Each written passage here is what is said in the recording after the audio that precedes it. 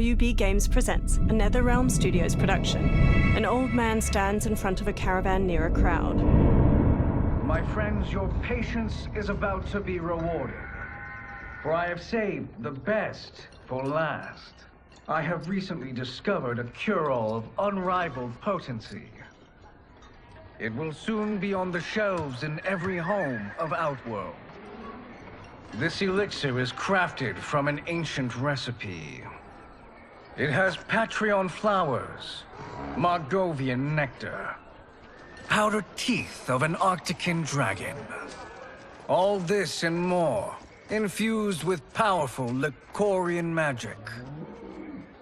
There is a village in the next canton over, where everyone has purchased this miracle cure. Overnight, all diseases, even Tarkat, have disappeared. Now, magic this potent is expensive. And I am sure you're asking yourselves, can I afford it? But the true question you must ask is, can I afford to be without it? You lie, Shang Tsung. Your cures are useless. The crowd parts for a bald man as he strides to Shang Tsung, fists hanging at his sides. I'm sorry. You are? Someone fool enough to have believed you. My daughter was dying when you came to my farm. You promised a miracle, and I gave you all I had. But only days later, she was dead. That is impossible. My magic could not have failed her. There was no magic! I took your elixir to an Imperial mage, and you know what she said? The bald man snatches a potion from him and throws it down. It's nothing! Just bourgeois tea! The mage is mistaken, kind sir. My elixirs are of superior quality. Their efficacy is guaranteed. The bald man flings him to the ground. Shang Tsung raises his hands as the crowd closes in around him. Lightning flashes over Shang Tsung's caravan at night. Lamplight pours out from it. Shang Tsung emerges from a door in his caravan, a small case in one hand. He slowly takes a seat on the small wooden stairway leading from his caravan door. He opens the case, revealing a mirror inside. He squeezes his eyes shut, then reaches for his head. His long grey beard drops to the muddy ground. Shang Tsung regards his reflection, now younger, beardless, and with shorter hair. It is an excellent ruse, your disguise. A woman stands nearby. Backwater folk are far more likely to trust a kindly old man. Here on behalf of a dissatisfied customer. If it's revenge you want, have at it. If it's restitution, there's nothing left. What I want, Shang Tsung, is to elevate you, to make you the great sorcerer that now you can only pretend to be. A generous offer. Why me? You are uniquely resilient. Who else could eke out a living traveling Outworld's hinterlands, selling quack cures and fake magic? A living? It is barely survival. And you were meant for more. To live among kings, not peasants. But since before you were born, you have been conspired against by those who fear how formidable you could become. How do you know this? Who are you? I am your deliverer, Shang Tsung. Join me, and I will put the realms at your feet. Water streams down Shang Tsung's face as he meets the woman's glowing blue eyes. He smiles toothfully. A title appears, Mortal Kombat 1. 3 men wearing sun hats plow a farm by various cottages. Power line towers hang crookedly near them. An ornate building sits on a mountain peak looming behind. This is a good harvest, Kung Lao. Yes. It is a blessing, Raiden. You would rather we starve? No, of course not. But we've worked these fields since we were kids. In 40 years, we'll still be here. Stooped and feeble like Old Man Wei. An old man glares at them and spits. Kung Lao waves. As long as I've known you, you've dreamed of leaving things young. Why can't you be happy here? Our ancestors fought in great wars. They died with honor and glory. Stories of our great adventures will be passed down for generations. It may not be glorious, but what we do helps the village thrive. I know. But is it so wrong to want some excitement? If that's what you want, may I suggest a bet? Dinner at Madame Beau's tonight. Last to fill their cart pays. You work faster than me? Ha! Since when? You're on, Raiden. Kung Lao and Raiden both smirk while they shake hands. The two men pass the day harvesting cabbages from their field and throwing them into separate carts. Kung Lao wipes sweat from his brow, then quickly pushes his cart with Raiden down a dirt road to the cottages. A woman uses a kettle to pour tea into a pair of small porcelain cups on a table in a crowded restaurant. She carries a platter with the cups and kettle away as Kung Lao and Raiden walk in. That is amazing. I am starving. I wonder what Madame Beau is making tonight. An old woman approaches. For you two, whatever you want. Thank you, Madame Beau. You spoil us. Like the sons I never had. Madame Beau leads them to an outdoor dining area. They sit at one of the many tables. Have you two been practicing my lessons? As we can. The harvest leaves us little time for martial arts. Since your first words, Kung Lao, you've mouthed nothing but excuses. If you fail to prepare... Your preparations will fail you. Good. You haven't forgotten. But we'll see if I make you anything special tonight. I'm glad you're paying. Madame Beau might just pad the bill with her anger. I am paying? You finished work last. But I delivered my cart first. Delivered? Huh. The bet was filled. That's not what I remember. So that's how it is, eh? What do you say we settle this man to man? They walk off. Wait, you mean fight? Yes. Right here, right now. Madame Beau can watch, critique our form. A hooded man with glowing white eyes watches them pass by. Best 2 out of 3? Fair enough. We must be careful. Madame Beau will kick us out if we break something. Oh, this won't last long enough for that to happen.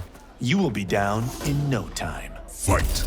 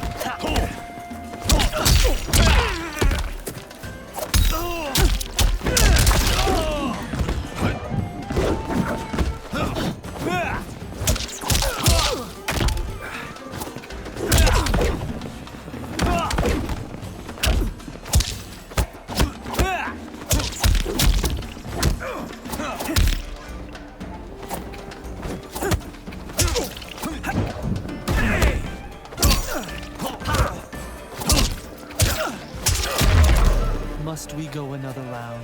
We both know how this ends. Fight!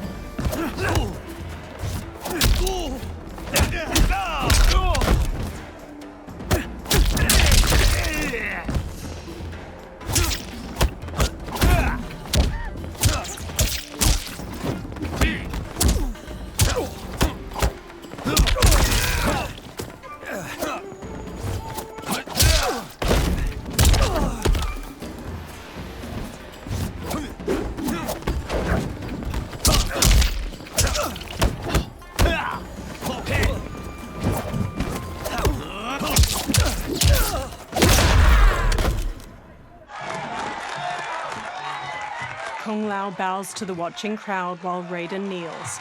Kung Lao helps him up. You haven't beaten me yet. The day's coming, Kung Lao. Keep telling yourself that. A variety of plates and bowls with scraps of food in them sit on Kung Lao and Raiden's table. You were hungry.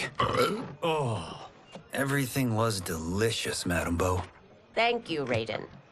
You boys are always a pleasure to cook for. Raiden hands her cash, but his face drops as she beckons for more. A breeze wafts a bill from his hand toward a man in a dark garb and gas mask. He closes his fist around the bill, then looks toward Kung Lao and Raiden. Madame Bo, the Lin Kuei await your answer. 5 people in dark clothes and cloth masks stand with him. He advances on Madame Bo.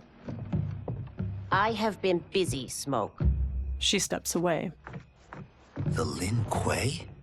Who are they? Don't know, but I don't like where this is going. What do we do?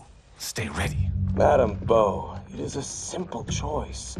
Pay for our protection, or risk harm to this fine establishment. You'll get nothing from me. That, Madame Bo, is unfortunate. He turns to the Lin Kuei warriors and nods. They flip tables and chairs. Madame Bo punches Smoke's face. He blocks her next flurry of jabs, then flips her through a railing. She falls onto a table below, breaking. Madame Bo! Kung Lao and Raiden quickly get up from their table and fight their way through the Lin Kuei warriors. Smoke throws a smoke bomb, then jumps through the spreading cloud and kicks Kung Lao and Raiden to the floor. You two are brave, but against us, you are in over your head. We don't care who you are or who you are with. You will not menace Madame Bo. Fight!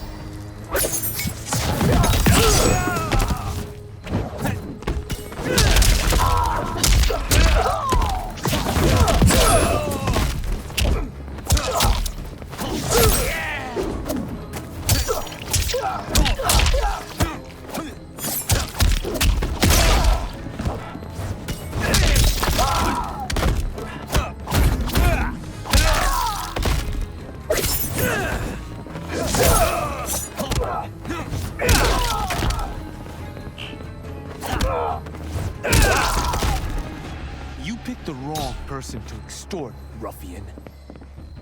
Fight!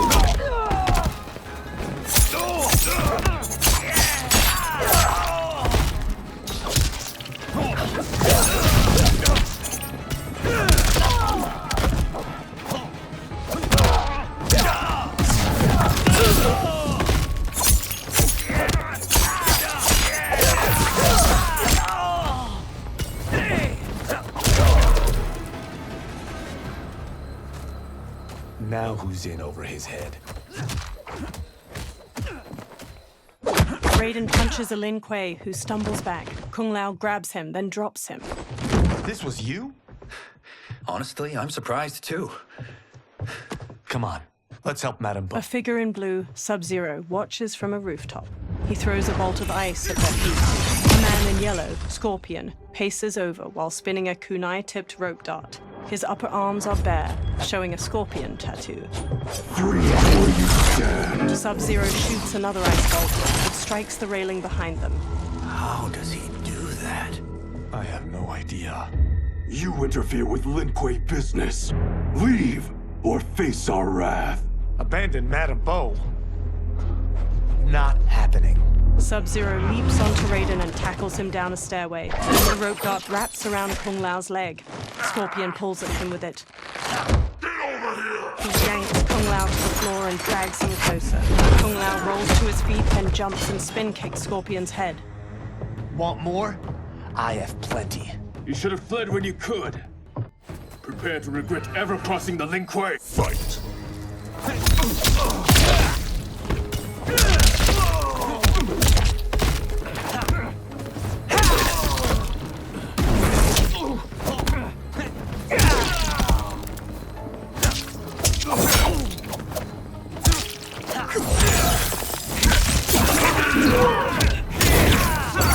Fired up.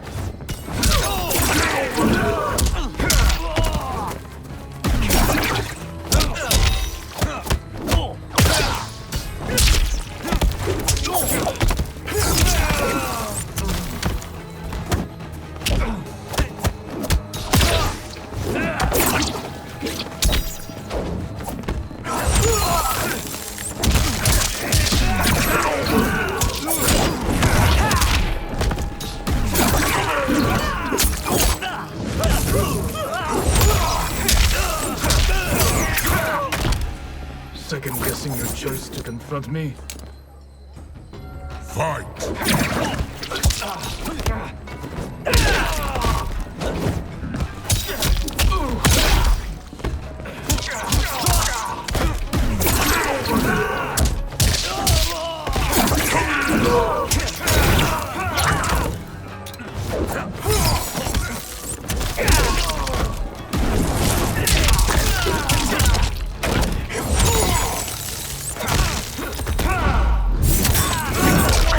And burn.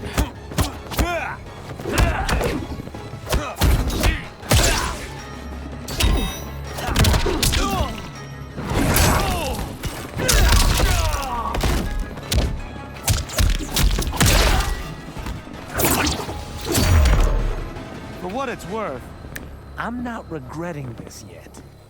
Fight!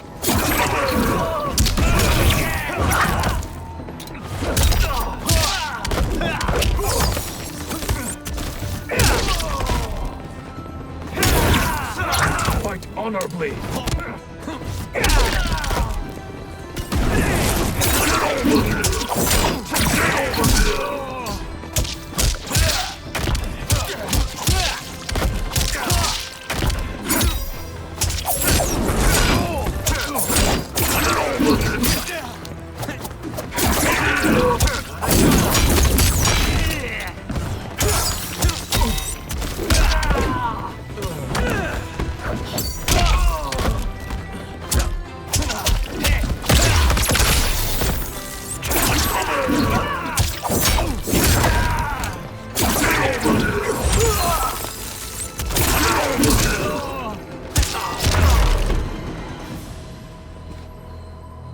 It is you who will regret crossing me.